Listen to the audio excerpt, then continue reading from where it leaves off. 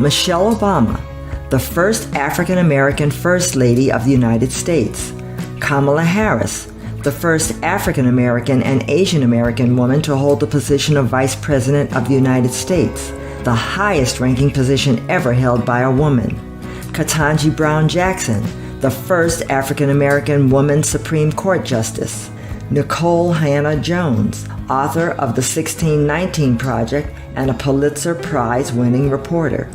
Venus and Serena Williams, award-winning tennis players and entrepreneurs.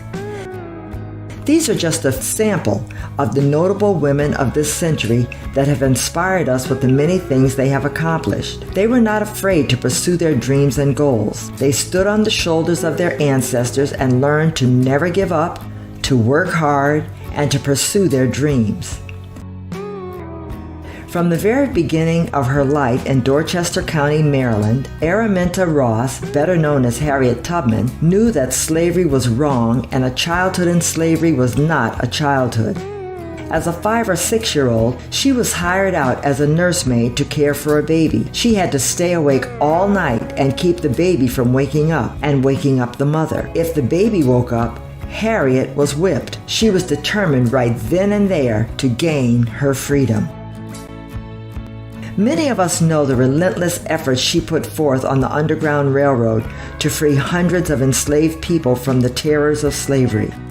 Because of the seizures she suffered as a result of being hit in the head with an iron weight when she was 15, Harriet had vivid dreams and visions. She saw herself being free, floating over fields, and seeing the North Star in the heavens. She believed that these visions were signposts from God that she should be free. She felt invincible because this is what God wanted her to do. The first time she ran away to freedom was with her 2 brothers.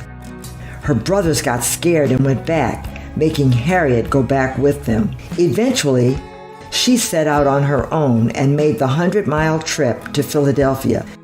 She worked as a household servant and saved money so that she could return to help others to freedom. For over 12 years, Harriet returned to Maryland 18 or 19 times, bringing more than 300 people out of enslavement. They called her Moses. In Philadelphia, she was a free woman until the passing of the Fugitive Slave Act, which made her a freedom seeker once again. She had to operate in secret because all citizens were now obligated to help with her capture. The price of her capture was as high as $40,000. This did not stop Harriet. She began taking her Underground Railroad passengers to Canada, where they could truly be free. Harriet received support from members of Black activist circles and freedmen's communities. Notable people such as Susan B. Anthony and Louisa May Alcott were also supporters of Harriet. Once the Civil War started, Harriet went south to assist with freedom seekers attached to the Union Army. The following year, the Union Army asked her to organize a network of scouts and spies among black men. She led raids to get information and persuade enslaved people to leave their owners. In July of 1863, Harriet led troops commanded by Colonel James Montgomery in the Combahee River Expedition. This disrupted Southern supply lines by destroying bridges and railroads and freeing more than 750 enslaved people.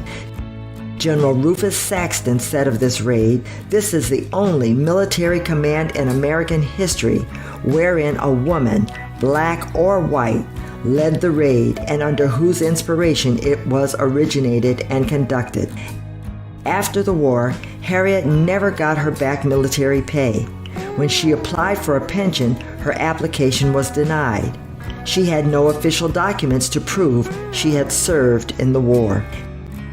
Harriet Tubman was not finished yet. She established schools for freedmen in South Carolina. She never learned to read or write, but she felt those were important skills that formerly enslaved people should have.